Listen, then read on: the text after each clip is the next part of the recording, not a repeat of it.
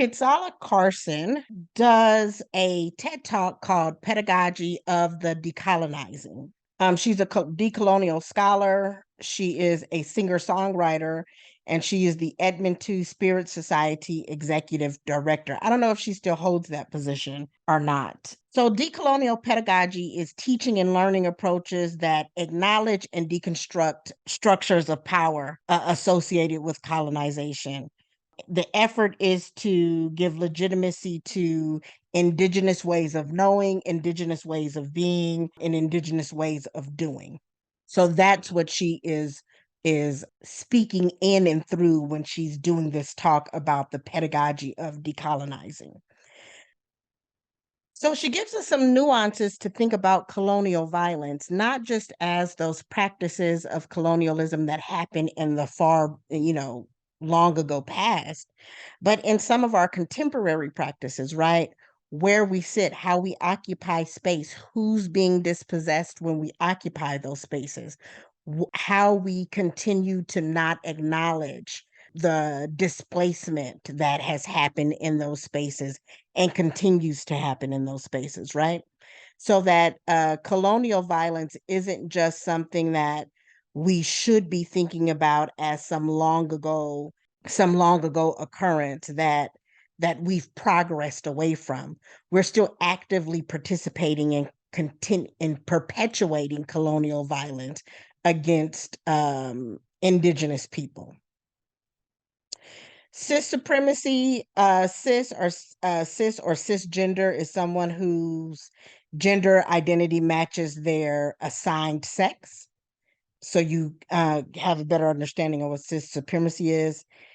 Able supremacy is similar in that we privilege. Think again about that intersectional wheel with that line of domination and the things that we're privileging above the line and the things that are underprivileged below the line. That there, when you align with when your gender identity matches your assigned sex, you don't have to think about gender inequity. You don't have to think about gender inequality in any way. You don't have to, because we privilege those particular modes of being.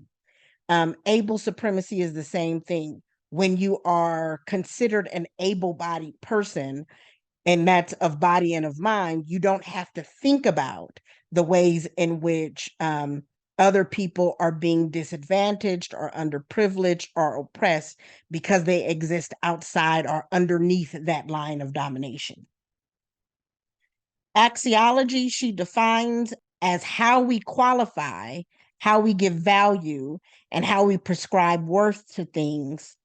So when colonizers come upon contact, they decide what is worth, or they decide what the people are worth, what their resources are worth, what their land is worth. They create valuations around the language, valuations around traditions and customs, valuations around modes of being and practice, valuations around knowledge, and that's where epistemology comes in.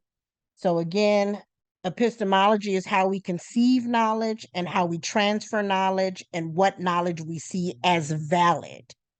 Axiology is literally our modes of being, our practices, our way of moving about in the world that are both influenced through knowledge and through our values.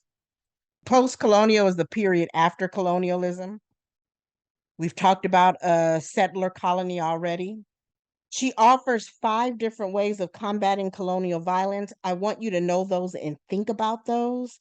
They're pretty straightforward, though. So that's basically the end of this one. This one is also a very short video. If you all have any questions about anything, please put your questions either via email or include your questions in that discussion question answer, the discussion post where you can post your questions for everyone.